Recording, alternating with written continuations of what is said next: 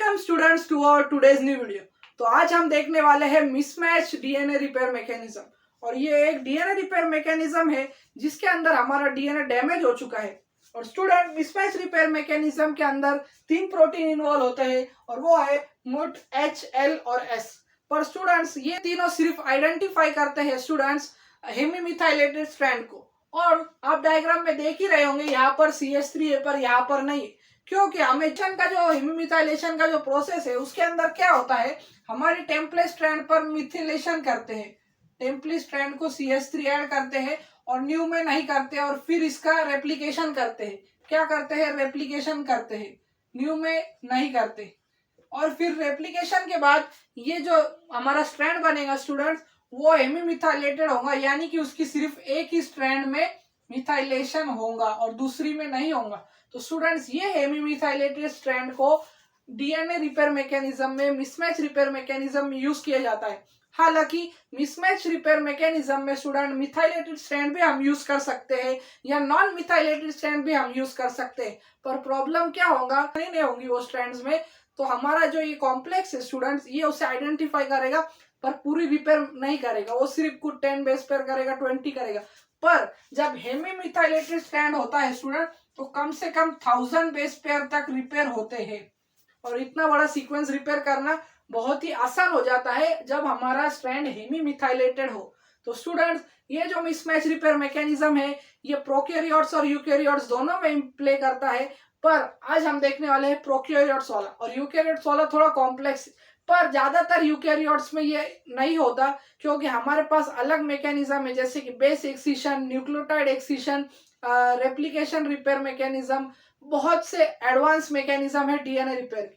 पर हमारे प्रोकैरियोट के पास ऑप्शन नहीं होता और उसे ये करना पड़ता है। तो चलो देखते हैं मिसमैच रिपेयर। तो स्टूडेंट्स, मिसमैच रिपेयर में क्या होता है, जब हमारे डीएनए में कुछ डैमेज होता है या रीडिंग में या न्यूक्लियोटाइड एडिशन में मिसमैच हो जाती है या वो प्रॉपरली ऐड नहीं होते, तब जाकर ऐसा डीएनए बनता है और फिर उसे हेमीमिथाइलेशन करने के बाद आगे जाता है। और इसके अंदर एक स्ट्रैंड होता है, एक सीक्वेंस होता है जिसे आइडेंटिफाई करते हैं, वो है GATC सीक्वेंस। स्टूडेंट्स, आपको ये रिमेंबर करना है, भले आप ये भूल जाए पर आपको GATC सीक्वेंस रिमेंबर करना है, क्योंकि मिसमैच रिपेयर का यही इंपॉर्टेंट रोल है। आपको अगर याद रखना है तो GATC सीक्वेंस याद रखो। और फिर GATC सीक्वेंस को आइडेंटिफाई करता है मुट एस, और ये मुट एस क्या करता है स्टूडेंट्स, ये जाकर GATC सीक्वेंस पर बाइंड हो जाता है, और ये बाइंड होता है एक हेमीमिथाइलेटेड डीएनए पे, और ये GATC सीक्वेंस हेमीमिथाइलेटेड डीएनए में होता है। तो स्टूडेंट्स, ये जाकर बाइंड हो गया हमारा मुट एस। तो मुट एस का सिर्फ काम है आइडेंटिफाई कर बाइंड होना, और फिर ये रिक्रूट करता है 2 सब यूनिट एल और एच को।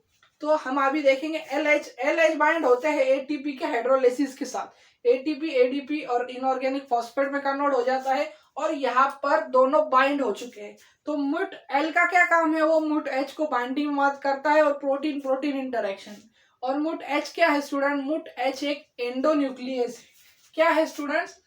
एक एंडोन्यूक्लियस है, यानी कि ये क्या करेगा, क्लीव करेगा, हमारे डीएनए को क्लीव कर देगा। और जितना भी डीएनए स्टूडेंट्स जो डैमेज हुआ है वो डीएनए को ये क्लीव कर देगा, और क्लीव करने के बाद क्या होगा, यहाँ के पूरे स्ट्रैंड रिमूव हो गए हैं। अभी तो रिमूव हो गए, जो डैमेज थे, जो मिसमैच थे, वो सब स्ट्रैंड रिमूव हो चुके हैं। तो फिर यहाँ पर हमारा डीएनए पॉलीमरेज अपना रोल प्ले करता है। DNA polymerase 3